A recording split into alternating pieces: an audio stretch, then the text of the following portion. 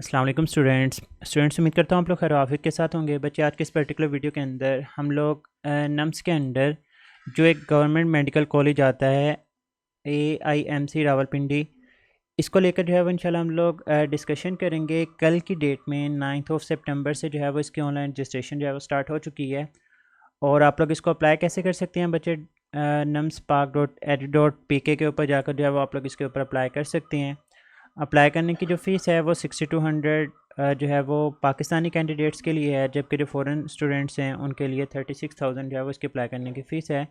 बाकी ये सारी चीज़ें गिवन हैं कि कब प्राइवेट लिस्ट लगेगी, कब प्रोविजनल मेरिट लिस्ट पीडीएस की लगेगी, ये तमाम की तमाम चीज़ें मैं आप लोगों के साथ डिस्क्रिप्शन के अंदर एक पीडीएफ शेयर कर रहा हूँ, जिसके अंदर कंप्लीट 1 बाय 1 करके जो है वो एक स्टेप लिखे हुए हैं कि आप लोग किस तरह से जो है वो नम्स के अंदर अप्लाई कर सकते हैं। लेकिन बच्चे आज के इस पर्टिकुलर वीडियो के अंदर स्पेसिफ़िकली हम लोग जो बात करेंगे, स्टूडेंट्स को गाइड करना है कि कौन से स्टूडेंट्स जो हैं वो नम्स के अंदर अप्लाई कर सकते हैं और किन को करना चाहिए। बहुत से स्टूडेंट्स ऐसे होते हैं जो एवं ही जानबूझ के, मतलब उनका एग्रीगेट कोई आसपास भी नहीं होता, वो उसके अंदर अप्लाई कर रहे होते हैं। बहुत से स्टूडेंट्स ऐसे होते हैं जिनके मार्क्स बहुत ज़्यादा अच्छे होते हैं लेकिन फिर भी उन्हें इस चीज़ के बारे में पता नहीं होता और वो लोग जो है वो अप्लाई करना स्टार्ट कर देते हैं या अप्लाई नहीं कर रहे होते। इन चीज़ों को लेकर हम लोग डिस्कस करेंगे। बच्चे सबसे पहले हम लोग बात करेंगे स्टूडेंट कैटेगरीज़ की। देखें बच्चे, AIMC रावलपिंडी के अंडर टोटल 3 कैटेगरीज बनती हैं। जो हमारे पास पहली कैटेगरी है दैट इज़ मेडिकल कैडेट, जिसको कैप्टन डॉक्टर भी बोला जाता है।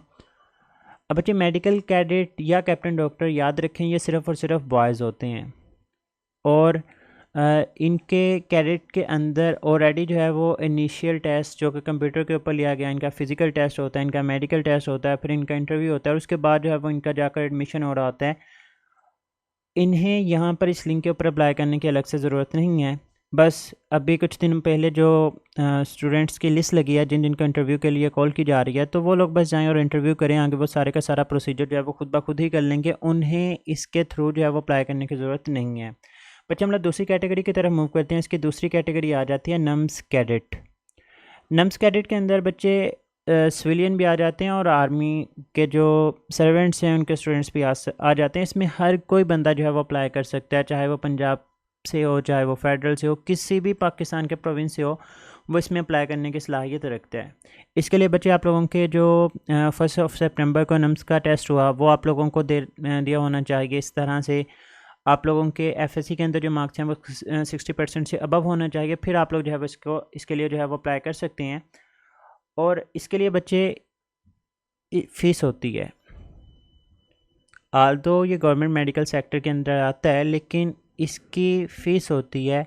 आज से तकरीबन 2-3 साल पहले इसकी फ़ीस पर ईयर जो है वो 2.5 लाख हुआ करती थी, लेकिन आज के दिन में इसकी जो फ़ीस है that is about 10 lakh per year, इतनी फ़ीस इसकी होती है। और बच्चे अगर हम लोग इसकी एग्रीगेट की बात करें तो लास्ट ईयर इसका जो एग्रीगेट था वो 95% के राउंड अबाउट था, मतलब ग्रेटर देन 95% था, 95 पॉइंट समथिंग था। अब बच्चे इसका मेरिट इतना ज़्यादा क्यों होता है?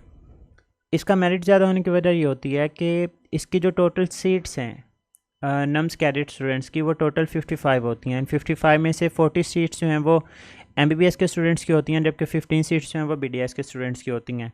और दूसरी बात, इसमें पाकिस्तान का हर एक बच्चा जो है वो अप्लाई कर सकता है, तो फिर वही स्टूडेंट्स कैटेगरी के अंदर फॉल करते हैं जो कि जिनके मार्क्स सबसे ज़्यादा होंगे। लेकिन एक मेजर चीज़ ये होती है कि सारे के सारे स्टूडेंट्स इसके अंदर अप्लाई नहीं कर सकते, क्योंकि फ़ीस इसकी लाजमी तौर पे आप लोगों को पे करनी पड़ती है, जो कि 10 लाख पर ईयर है। तो वो स्टूडेंट्स जिन्हें पता है कि वो 10 लाख अफोर्ड कर सकते हैं पर ईयर और साथ में उनका एग्रीगेट भी जो है वो 90% से ज़्यादा बन रहा है, तो उन्हीं को इसके अंदर अप्लाई करना चाहिए। क्योंकि इस दफ़ा नम्स का टेस्ट थोड़ा सा जो है वो मुश्किल बना हुआ था, तो 95 से तो एग्रीगेट जो है वो नीचे ही जाएगा, लेकिन इतना भी कम नहीं जाएगा क्योंकि सीट्स बहुत कम है, जिसकी वजह से यहाँ पर कंपटीशन जो है बहुत ज़्यादा बढ़ जाता है। बच्चे जो तीसरी कैटेगरी होती है that is nums paying cadets. इसके अंदर बच्चे आर्मी जो रिटायर्ड सर्वेंट्स होते हैं, जो लोग प्रेजेंट में सर्विस कर रहे होते हैं, या फिर जितने भी शहदा होते हैं उनके जो बच्चे होते हैं, उनके लिए ये कैटेगरी मौजूद है। अब अगर आप में से कोई ये कहता है कि हमारे बहन भाई हैं, हमारे अंकल हैं, तो इस तरह के स्टूडेंट्स हैं वो इस कैटेगरी के अंदर फ़ॉल नहीं कर रहे होते। सिर्फ वही स्टूडेंट्स जो कि आर्मी के रिटायर्ड सर्वेंट्स हैं उनके बच्चे हैं, जो प्रेजेंट अभी काम कर रहे हैं उनके बच्चे हैं, या फिर जो शोधा हैं उनके बच्चे हैं, सिर्फ वही लोग इसके ऊपर अप्लाई कर सकते हैं।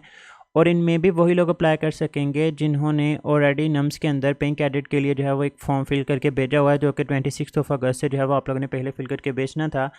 तो वही इस लिंक के ऊपर जो है वो अप्लाई कर सकते हैं। बट इसका फ़ायदा ये होता है कि जो सोल्जर के बच्चे होंगे उनको फ़ीस जो है वो 10 लाख से कम करके हाफ़ कर दी जाती है, 4.5 लाख इसके राउंड अबाउट कर दी जाती है। और अगर किसी के रैंक्स अच्छे हैं तो फिर उसी लिहाज से जो है वो उसकी फ़ी कम या ज़्यादा हो सकती है।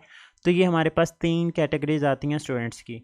अब बच्चे नेक्स्ट चीज़ के किस को अप्लाई करना चाहिए इसके अंदर, तो बच्चे मैं तो यही रिकमेंड करूँगा कि वही स्टूडेंट्स इसके अंदर अप्लाई करें जिनका एग्रीगेट जो है वो मोर देन 90% है। क्योंकि अगर लेस देन 90% है तो इसके अंदर अप्लाई करने का आपको कोई फ़ायदा नहीं होने वाला। आप लोगों के 6200 रुपीज़ जो है वो वैसे ही ज़ाया होने वाले हैं। लेकिन फिर भी अगर आप लोग करना चाहते हैं तो आप लोग अप्लाई कर सकते हैं। बट जो मेरिट होता है इसका वो मोर देन 90% ही बनने वाला है, क्योंकि लास्ट ईयर इसका 95% तक चला गया था। अब बच्चे तीसरी चीज़, क्या इन तीनों कैटेगरीज़ के अंदर जो स्टूडेंट्स फॉल करते हैं, जो मैंने आप लोगों के साथ बात की कि मेडिकल कैडेट्स होते हैं, दूसरे नंबर के ऊपर नम्स कैडेट्स होते हैं, तीसरे नंबर के ऊपर नम्स पेइंग कैडेट्स होते हैं, तो क्या ये सारे के सारे कैप्टन डॉक्टर कहलाते हैं? तो बच्चे इसका आंसर है नो। सिर्फ़ और सिर्फ मेडिकल कैडेट्स जो कि सिर्फ़ और सिर्फ बॉयज़ होते हैं, जिन्होंने इनिशियल टेस्ट दिया होता है, जिन्होंने फ़िज़िकल टेस्ट दिया होता है, मेडिकल टेस्ट दिया होता है और उनके इंटरव्यूज़ वगैरह होते हैं, सिर्फ वही कैप्टन डॉक्टर कहलाते हैं। इसके अलावा जो नम्स कैडेट्स हैं और जो नम्स पेइंग कैडेट्स हैं वो अपनी 5 साल पढ़ते हैं, उसके बाद 1 साल की हाउस जॉब करते हैं, उसके बाद वो फ्री कर देते हैं। आप लोग जहाँ पे मर्ज़ी जाकर अपनी जॉब कर सकते हैं। लेकिन जो कैप्टन डॉक्टर होता है वो रिस्ट्रिक्ट होता है कि उसने हाउस जॉब के बाद 13 ईयर्स तक जो है वो सर्विस करनी होती है आर्मी के अंडर ही।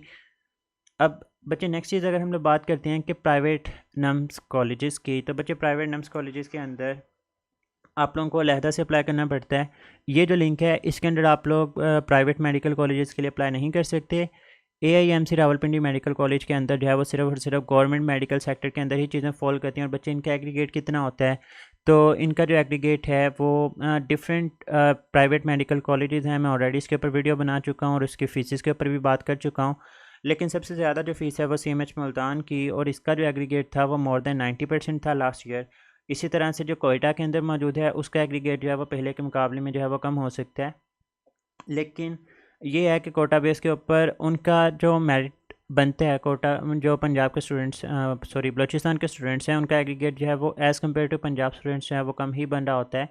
इसके बाद बच्चे अगर हम लोग बात करते हैं प्रोसीजर एंड डॉक्यूमेंट्स की, तो प्रोसीजर के लिए तो मैं आप लोगों के साथ एक PDF की फ़ाइल शेयर करूंगा, डिस्क्रिप्शन के अंदर मौजूद है। आप लोगों ने इसके ऊपर क्लिक करके 1 बाय 1 करके एक एक स्टेप लिखा हुआ है, आप लोग इसको गो थ्रू करेंगे तो आपको आइडिया हो जाएगा कि किस तरह से आप लोगों ने जो है वो अप्लाई करना है। और बच्चे अगर हम लोग इसके लिए स्पेसिफिक डॉक्यूमेंट्स की बात करते हैं, तो डॉक्यूमेंट्स के अंदर आप लोगों को जो चीज़ें चाहिए उसके अंदर बच्चे पासपोर्ट साइज़ फ़ोटोग्राफ आ जाती है विद द ब्लू बैकग्राउंड, आपका CNIC कार्ड आ जाता है। और बच्चे बहुत इंपॉर्टेंट चीज़ है, अब वो स्टूडेंट्स जिनकी एज लेस देन 18 है वो इसके अंदर अप्लाई ही नहीं कर सकते, क्योंकि इसके लिए CNIC का होना ज़रूरी है। इसी तरह से फादर या गार्डियन का CNIC होना ज़रूरी है।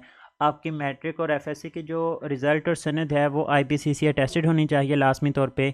इसी तरह से अगर आपने OA लेवल किया हुआ है तो उसके रिगार्डिंग आपके पास चीज़ें मौजूद होनी चाहिए, और आपके पास रिज़ल्ट मौजूद होना चाहिए नम्स का, जो कि 1 सितंबर 2024 को जो है वो कंडक्ट हुआ था। तो बच्चे ये सारी की सारी इन्फॉर्मेशन है नम्स गवर्नमेंट मेडिकल सेक्टर के अंडर जो कॉलेज आता है उसके रिगार्डिंग। अब आप लोगों ने आइडिया खुद से लगाना है कि आप लोग क्या पर ईयर इतनी फ़ीस अफोर्ड कर सकते हैं, और क्या आप लोगों का एग्रीगेट 90% से अबव है। अगर तो इससे अबव है तो फिर तो आप लोग इसके अंदर अप्लाई करें, लेकिन अगर आप लोगों के मार्क्स इतने नहीं हैं तो फिर आप लोगों को इसमें अप्लाई करने की ज़रूरत नहीं है। ये जो नम्स का गवर्नमेंट मेडिकल सेक्टर है ये सिर्फ उन स्टूडेंट्स के लिए है जो कि आर्मी के अंडर पढ़ना चाहते हैं। अदरवाइज़ इनकी फ़ी भी जो है वो 10 लाख पर ईयर ही होती है। हालांकि ये गवर्नमेंट मेडिकल सेक्टर का कॉलेज है और इसमें कंपटीशन भी बहुत ज़्यादा हाई है। तो बच्चे अपना बहुत सारा ख्याल रखिएगा, दुआ में याद रखना है। फ़ी अमानिल्लाह, अल्लाह हाफ़िज़।